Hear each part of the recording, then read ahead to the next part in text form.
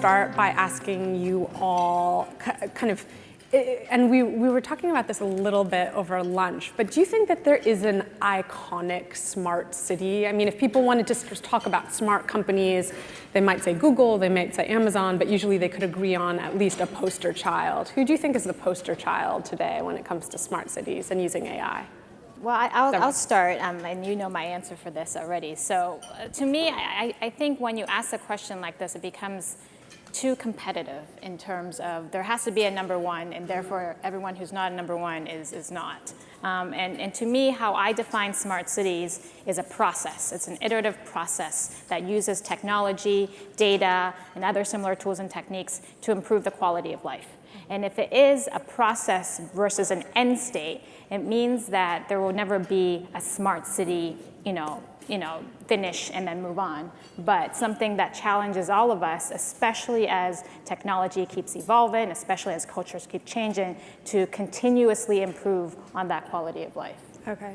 And Danielle, I mean, you probably wouldn't be a Chicagoan and patriotic if you didn't claim your own city, but tell me, let me adapt the question, which is, how can cities really differentiate themselves from others as it relates to thinking about AI and IoT and smart systems? Well, I think building on what Deborah said, and we really need to focus on what our communities care most about. So, and how do we leverage technology and data to work together to solve some of those challenges? And so I think, that's why you're going to see different approaches and different projects in different places, because it's really it should be driven more by people and not by the technology. And can you give us an example of how you're thinking about that in Chicago? Sure. So in Chicago, we have a program that we're doing in a partnership with the University of Chicago and Argonne National Labs called the Array of Things. And the Array of Things is a network of sensor nodes that are being deployed throughout the city on traffic poles, and they'll collect a variety of information. So temperature, air quality, so gases, particle matter, vibration. There's also cameras and a microphone in these as well. However, we worked with communities to develop a set of governance and privacy policies before we deployed those. And we also have been working with communities to understand what their challenges are and where should we be placing these nodes. So in certain communities, air quality is an issue. So we're placing them at intersections where we can collect information that will help us better understand the nature of that problem, and then work with academic partners and even private sector partners and the communities to problem solve around that. Okay. Bastian, so you run Postmates, an on-demand delivery firm. As you're thinking about the next 5-10 years of your company, your fate clearly depends on having a clear vision of what the future of cities looks like. What bets are you making on how cities are going to change the next few years as you think about your business plan and how you're structuring yourself? Yeah, I think for a company like Postmates, and for me personally, I'm interested. I consider a lot of cities that do things for pedestrians, I think is an incredibly smart thing. And I think if you look at a lot of Scandinavian countries, I think they were kind of pioneering how can you have alternative forms of transportation that's not just cars. I think there is a lot of evidence that people are happy in cities when there's a lot of room for pedestrians. I think, if we talk about autonomous vehicles, and Deborah did a great job in Pittsburgh, how can you just be less consumed by transportation in general? So, and for us, that means that we are developing technologies that help shape cities that can be very pedestrian focused in a way, specifically for Postmates with our Rovers program, where we have autonomous vehicles the size of a refrigerator navigating in cities and delivering goods. And how many do you have of those that are live? Oh, we have a few dozens. They're live in San Francisco. They're live in Vancouver. We have a partnership there with the university, which is a beautiful thing. Yeah. And that's the future. Do you think that is the future of delivery? Are you making a bet that is the way things are going to go? I think it's a part of it. I believe that there will be a class of vehicles that is not necessarily a manned vehicle that will transport goods and will help specifically commerce within cities. There will be different types of vehicles for a very short range and then for slightly larger ranges, but we believe that there is room for one that can operate in the bike lane, that can operate on the sidewalks, and we're very interested in that. Okay. As we think about AI in companies, I think that there's some clear efficiency gains that come from even invisible things. So for example, bringing AI into one supply chain can kind of change every company. What's the biggest boost going to be for cities? I mean, there's so many different investments one could choose to make, and that's part of the problem, is that governments are making both an immediate bet, but then a very long-term, decades-long bet about what technologies and systems are going to be important. What would the right bet look like, do you think? And where will the most gains come from? Danielle, do you mind? Sure. So one area that we're investing in is our lighting system. So our Chicago Smart Lighting program started rolling out last year. So in addition to converting our lights to LED, which will result in energy saving, cost saving, we're also deploying a citywide lighting management system and wireless mesh network with that. So what we gained there is that intelligence of better understanding what's happening in that system, so that we can get out of certain operational issues now. So right now, if someone calls us, they have to tell us that the light is out, right? Our residents tell us. That's problem number one. Two, we have to send someone out on a truck roll to say, is this really out? What is the actual issue? And then three, then send someone back out to fix that issue. And so what we gain by deploying a system like the Smart Lighting program is greater efficiency for our residents, for the staff. They're better able to focus their efforts. We're able to reduce costs as well. And so all of those things are a win. And those are the places where it makes a lot of sense for us to invest in, right? So the things that people interact with immediately and frequently. Right, and 311, our most frequently requested call type is a street light out. So this really has the opportunity to change things, that we don't have to rely on our residents to tell us that. We could then tell them, we know your light is out and this is when we're going to be there to fix it. And that's really the vision behind it. Okay, excellent. Deborah, did you want to add? Yeah, I would actually think the biggest thing is the data infrastructure. So, someone once said that we were drowning in information but thirsty for knowledge. And that's basically where we see where there is an infinite amount of data. And what was talked about earlier in terms of the panels is that we have only taken a sliver of it in terms of the application. And then out of that sliver, really taken that into decision making and the behavioral changes that we want to improve the quality of life. And we haven't really set the architecture up for data in terms of privacy, in terms of security, in terms of application. And even beyond that, once you build whatever data architecture there is, there's an ongoing maintenance that has to go on. And you kind of put data infrastructure in a similar lines of other traditional infrastructure. There is a huge investment towards the initial costs of setting it up, but then there's very little investment in terms of operation and maintenance after that. And so we really need to think about data as the next infrastructure to really focus on, and how we collectively, not just led by city government, but sort of what Christian and Danielle has said, how we can work with industry and universities jointly, because the data is just ubiquitous. Bastian, did you want to add to that? Or Well, I think Deborah is right with the clear vision for data infrastructure, but more specifically, I think one thing that cities can do, and that I don't think a lot of cities actively do, is taking that data and trying to understand and get better at capacity planning, traffic planning specifically. Like, our cities will not get smaller. They will only get bigger. We'll have multiple device classes, navigating on them. I think traffic and being able to, not just traffic on the roads, but traffic in mass transport as well. When are capacities? How can you dynamically have more bandwidth? How can you intelligently route traffic in a city? If you talk about a future that has autonomous vehicles in it, you have a lot of data points, combining them to make the traffic flow better. That will be a challenge of the future. And if you look even further, maybe you have new types of vehicles that we're not even imagining at this point.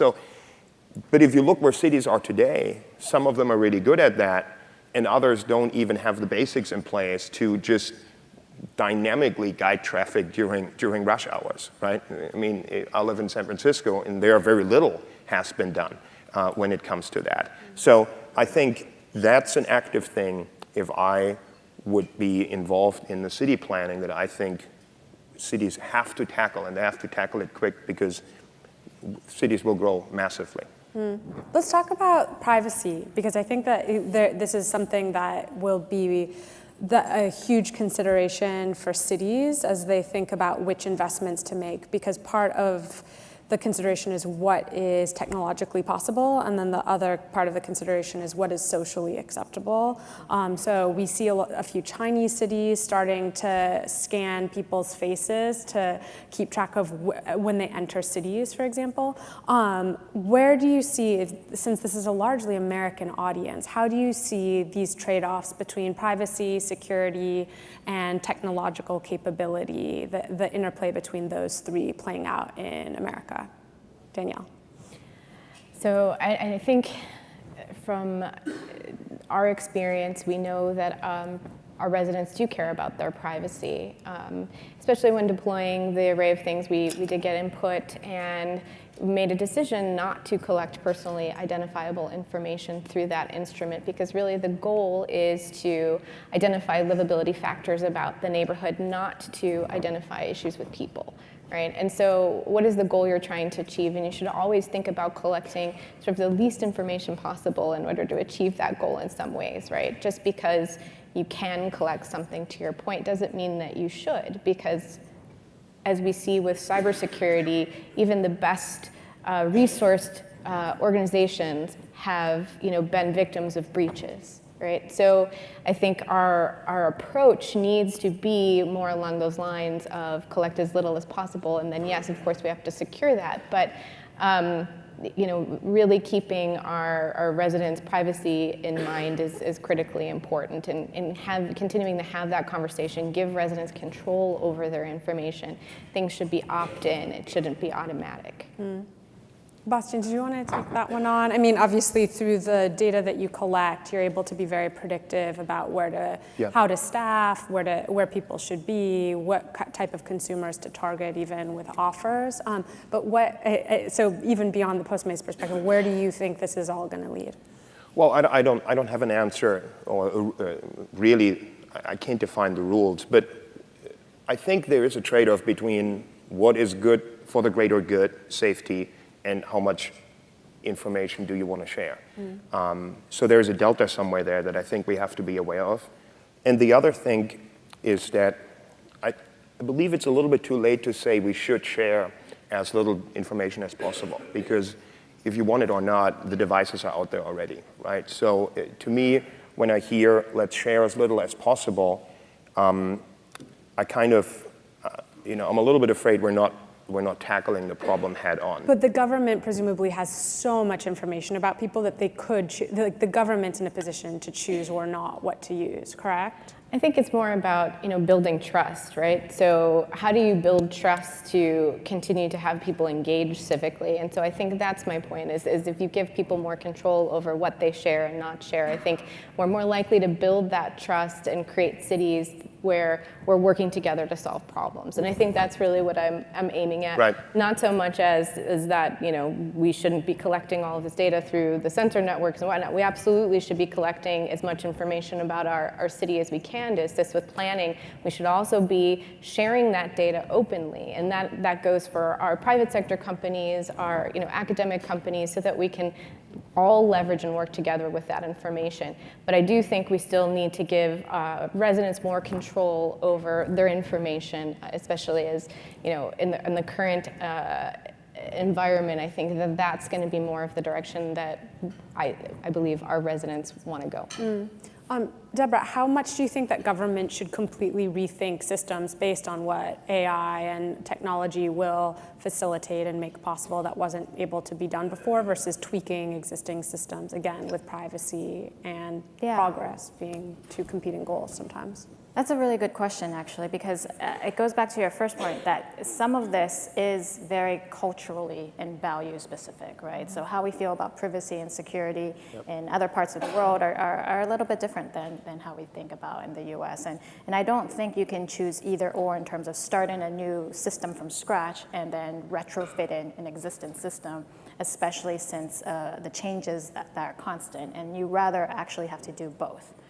It would be very careless to just put all your eggs on one when you know at the heart of this, AI is a certain level of unpredictability. And that's the potential of data, right? Like that's the potential that Danielle talks about, like, from a city government, like when you release the data, you kind of have some ideas on, what are the use cases and what could be applied, but the potential and impact of open data is all the things that you haven't even thought of and what the community at large can come up with, such as what Bastian has done with Postmates and, that kind of aggregate collaboration. And so when you think about that potential, it's really hard to say we should, create a new system or just retrofit that system. Okay. But I wish that would be genuinely the climate, but I think the two of you are also like exceptions a little bit, like to have that understanding and that vision. Not all communities and not all cities see it that way. So I think if that would be the understanding, I think we would be a lot further ahead already. Yeah. Because too often the answer is no, and too often the answer is that someone's afraid, and then we just don't want to tackle, I think, the things that are really in front of us, and that leads us to not being able to test new technologies, not being able to do certain things. I just believe that that's a very defensive way of looking at the world, and I believe ultimately the cities that are interacting with technology that way, they're not doing themselves a favor.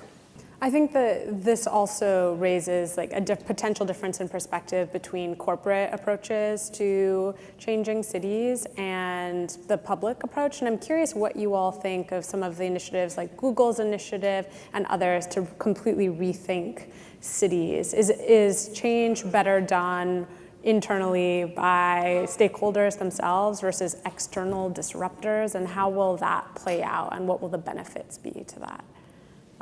Bastian, I don't think anything good come from external people fiddling with a city. I think these things want to come from within the cities. I think you can have help from the private side, and you should enlist that, and they can be part of that. But I don't think that Google knows better how to build the city of the future than the people that live in that city and that should be engaged in that process. That may not be the most tech view here on the panel, but maybe you were expecting something else. But I fundamentally believe that you have to engage with the people in the communities and have to find that out, right? I mean, new fiber and a bunch of shiny robots is probably not what makes a city more livable. There are a lot more fundamental and almost soft elements that make a city great, and I think these should be taken into account first. I'm not sure if we want all the cities in the US been designed by Silicon Valley companies. I probably would say we won't. I do think that you always need to start with what the community wants and needs, right? I think when you take a more grassroots planning approach, it can be done in conjunction with a large company, but I think it's really important to engage directly with the residents, right? I think, in our experiences, cross-sector collaborations work very well, but they work best if you're engaging first with the community and everyone is part of that conversation and you're listening, right? And then you figure out how you plug in and how you can contribute. And I think those are the programs that are more successful. I had a program in Chicago called the Smart Communities Program, which was really aimed at getting low to moderate income residents to use broadband and the internet. And that whole process started with grassroots planning and had strong engagement from community-based organizations that were trusted organizations in order to really get make those meaningful connections to residents and how they're going to use technology in their day-to-day lives, whether it's to build or sustain their business, or to engage more civically, or to connect with their family elsewhere. Having that kind of grassroots focus and starting point, I think it was really critical to the success of actually gaining. Those communities were 15% more likely to use the internet than other communities that weren't taking a similar approach, right? So we see value very directly based on evaluations that were done of that approach and process. I want to ask you all about the future of, we have a separate panel just right after this about kind of mobility and transport, but I do want to ask you all about autonomy, because one of the most hyped applications of artificial intelligence is self-driving cars, and there's wildly different perspectives on when cities are likely to see them. And we have seen this week with Uber how, the technology is not really there yet. What are your thoughts on how likely we are in the next, let's say, 10 years to see fully autonomous vehicles capable of driving in any weather conditions? Deborah. Like what you're saying is the level 5 kind of autonomous Correct. vehicle, and the truth, as Bastian's already said, there is already level 2, 3 autonomous vehicles out there, and as you were saying, there was a fatality that happened recently that happened with the autonomous vehicle. But at the same time, this was a big news that was reported, but there were also X number of fatalities that happened on the same day that was caused by a human driver. So it's important to take that into context. It's the one fatality versus the ongoing, this human driver fatalities.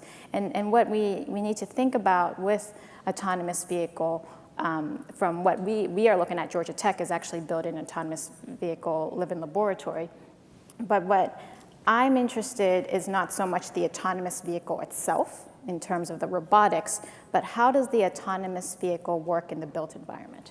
How does it affect the city planning, the city design, the human experience, pedestrians, bicyclists, and how can we incorporate and plan for that? And what's the best way to set up the necessary guidelines, rules, regulations that promote innovation like autonomous vehicles, but at the same time address the public safety concerns that at the end of the day is at the heart of any local government.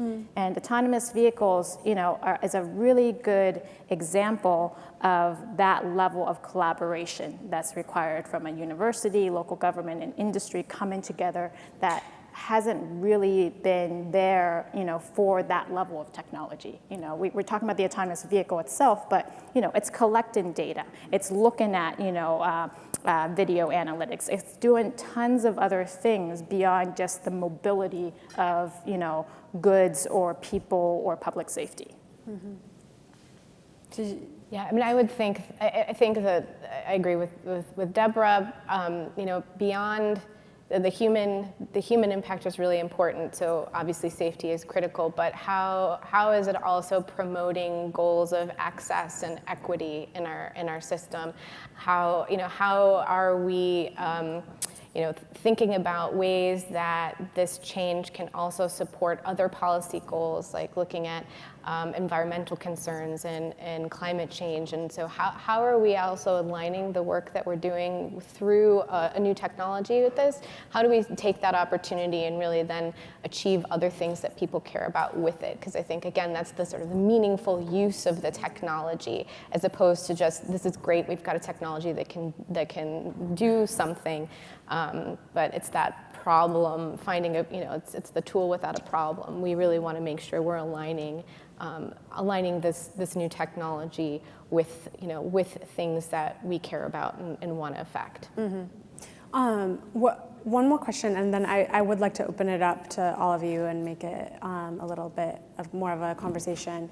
I want to ask you about logistics. So we're going to see, because of e-commerce and the sustained rise of e-commerce, we're going to see more packages being delivered and more companies, and especially large companies, creating their own logistics network.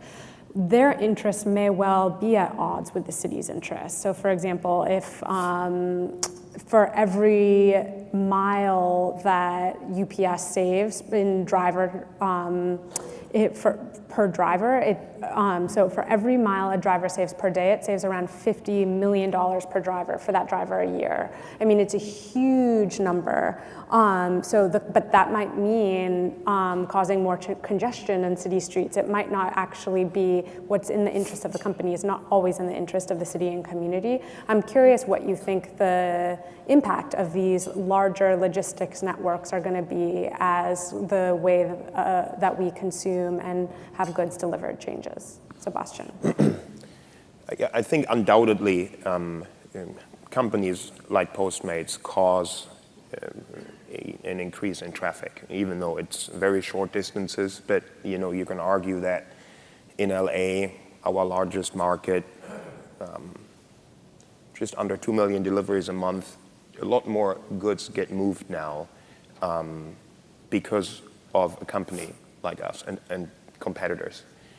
At the same time, I believe a lot more local commerce is happening, and customers have access to stores that they previously didn't have access to. It makes neighborhoods more livable.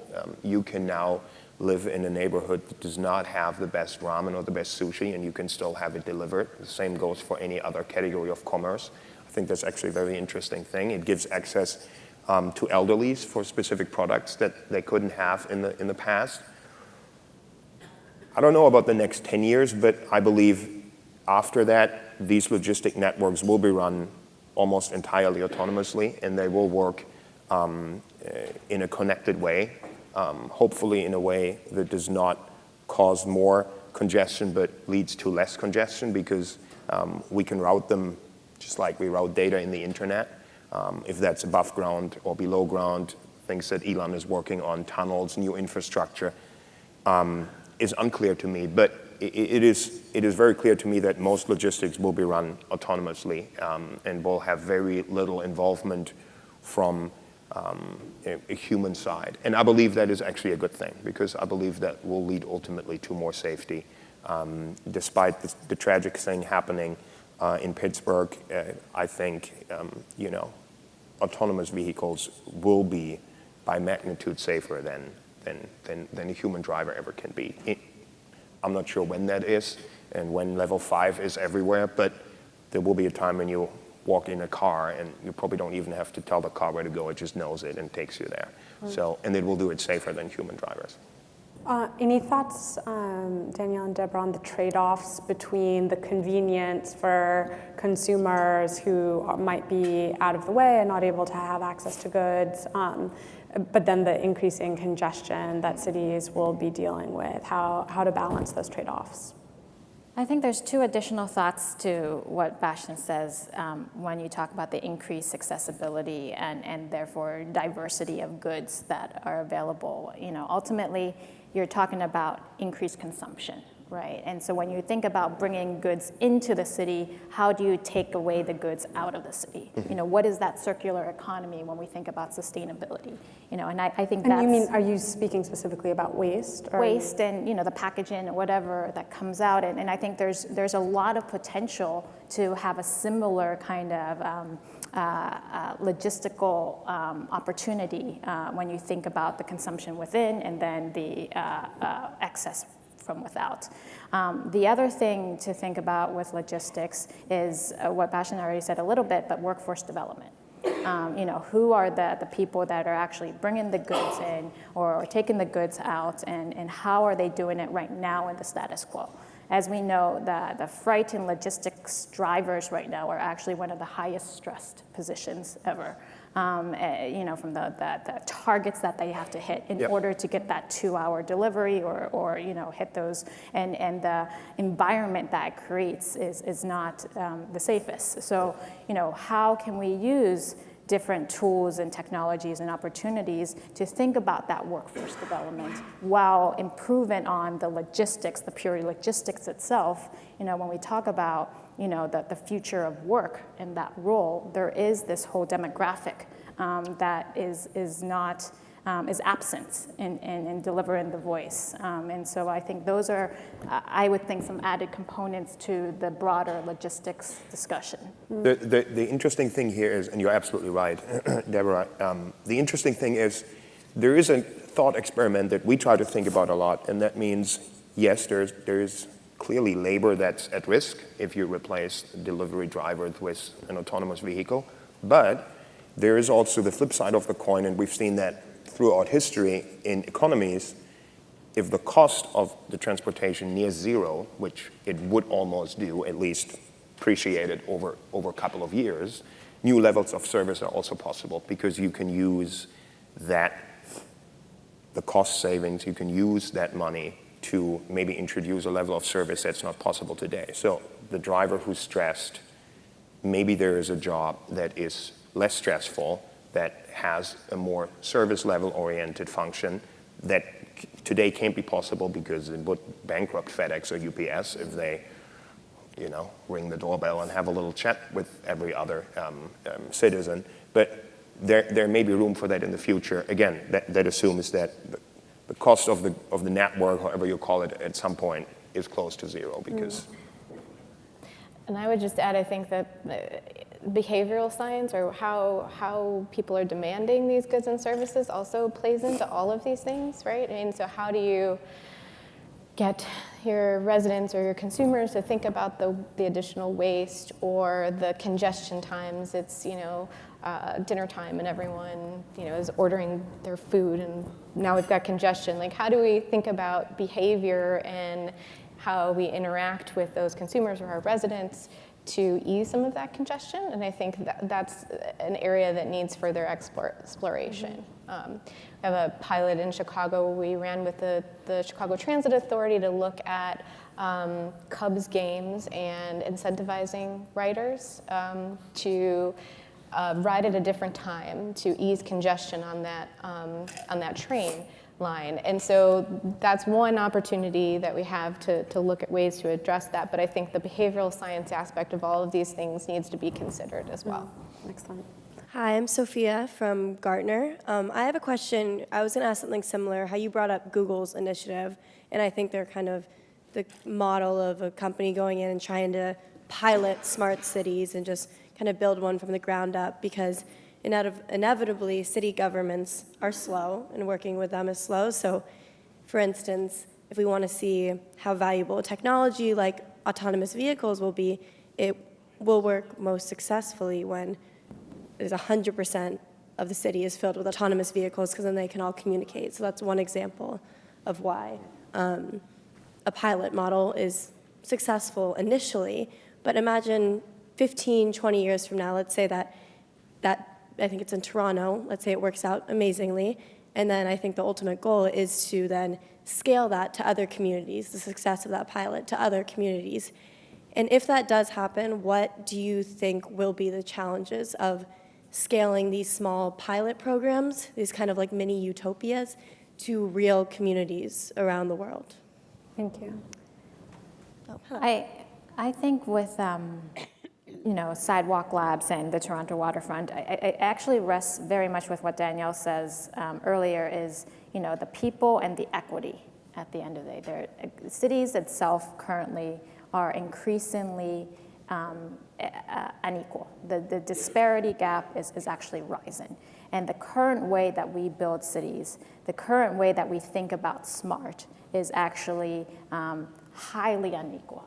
And so when you go into a model like a Facebook or a Google, what is that local context? And are you able to talk to everyone? It's very hard to guarantee 100%, but really think about that community, and all sectors and all layers of those demographics. And are you addressing the fundamental issues of inequality?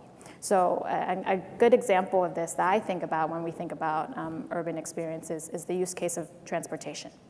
And so with a lot of large megacities, the big transportation use case is addressing traffic congestion, right? There's just not enough roads, and people, the population is growing, et cetera, et cetera. But, it's not necessarily that use case in terms of traffic congestion per se. At the end of the day, it's mobility. Like, how do people get from point A to point B? And are all types of people able to have the same tools or choices in getting from point A to point B? And so, being able to have those number of choices and that decision, available is something that's not equal to everyone. And so, looking at that kind of local context and that demographic is equally important. And we're focused on urban, but just as there is urban, there are less urban areas that aren't looking at traffic congestion. They're looking at accessibility to healthcare and education and those other necessities that we talked about before, and their ability to get access to that is limited. And so really thinking about that context. And so when we are scaling up, it's hard to scale up without constantly thinking about that local context time and time again, and constantly thinking about, are you addressing the increasing inequities that are resulting from just pure technological advancements? Yeah, I think there are certain core things that, it's easier when it's a new build than it's a retrofit. So there are certain things, again, I think the community, thinking about your community first is critical, but then, where are there going to be some investments that you're going to need to make across the board, and things like broadband infrastructure, right? That should be a given, but it's still not, right? So how do you make sure that you're incentivizing and getting that same infrastructure in all communities, right? Because that should really be the scale. Right. Is making that equity. And so I think that is the challenge, because it comes down sometimes to business models. And so I think that's a conversation that we still need to have. I think that we still have residents who remain unconnected. So in the same way they may be physically unconnected and for their mobility issues, they're also virtually unconnected as well. And so we need to be thinking about both of those aspects, I think, at top of mind. Right. But I think the broader point is that these conversations about AI are in some ways nice to have, but the ones that one must have are about basic infrastructure and technology infrastructure that are still lacking in many cities and suburbs. You mentioned congestion as a result of increased traffic, but carbon emissions are another result of increased traffic. What's the solution to that? Please solve. You have 4 minutes. Doable. The kind of vehicle, obviously, the kind of vehicles or the way that these vehicles operate clearly matters, right? In addition to trying to hopefully reduce the number of them over time, I think the move towards electric is also really important, right? And we won't be able to achieve those kinds of goals without making meaningful change there. Let me just put a plug for the cities. Again, despite the federal government pulling out of the Paris Accords, actually cities have continued to adhere them and push forward on them. Emmanuel and Bloomberg have really been huge proponents for it, and that's what makes it, again, really exciting, and I think why we are all at that local government level space in urban experience is that there are these really complex, wicked challenges like carbon emissions, and it can't be solved by any one single entity. But at the local level, it's actually quite exciting and a huge possibility. Yeah, and I think the great thing is we do see cities collaborating and advocating for one another more. And the Chicago Climate Charter is a good example of cities really coming together, both in the U.S. and internationally, to put a stake in the ground about making a difference to your point in this really critical issue. So I'll end by asking you if you could all, if you all had one wish that could be granted as it related to urban policy, attitudes toward technology, whatever, go in whatever direction you'd like to, what would you like to see change in the next few years if you had one wish? Deborah, go ahead and make it quick because we're running out of time. Many wishes, but I think it really goes back to the application of this potential technology and how it could improve the quality of life. Getting more diversity, more people engaged, and knowing that engagement is translated into concrete outcomes on improving the quality of life. Yeah. Building solutions with our communities, and equity and accessibility. Bastian? Yeah, I think I echo part of that, but I can very specific. I think there's a lot of infrastructure that is needed in cities, but that's not really beloved because it is infrastructure that is only there for minorities. So people with disabilities, for example, need specific forms of transportation, and I think cities. If Google wants to help, I think that's a great way to do it, right? So make it that it's not a chore for you to travel in your city with a wheelchair, or make it that if you have another minority, another group of people that has limitations, open the cities up to them. I think not all cities have done a great job maintaining that infrastructure. It often exists, but it almost feels like something out of the dark ages, right? When you see that it takes 45 minutes for a bus in San Francisco to settle down the ramp so that a person in a wheelchair can board. I mean, it's 2018, right? I mean, that should be a lot more seamless, and it should be normal. So if there is room for anyone to innovate, make that a focus, work with cities and get Google and Facebook to fund these ideas. I think that would be a fantastic help, and I think it would make us better as a society so that things like that just don't happen. And then obviously the next thing to that is make transportation available to the outskirts of the cities where often people live that have lower incomes than the groups within a city, connect them properly. If you take a bus in LA, you're probably poor. Like, that shouldn't be the case, and we should work towards having equal forms of transportation available regardless of the income. Excellent. A long wish list, but a worthwhile one. Well, there's a lot of things that can be done better, so. Indeed.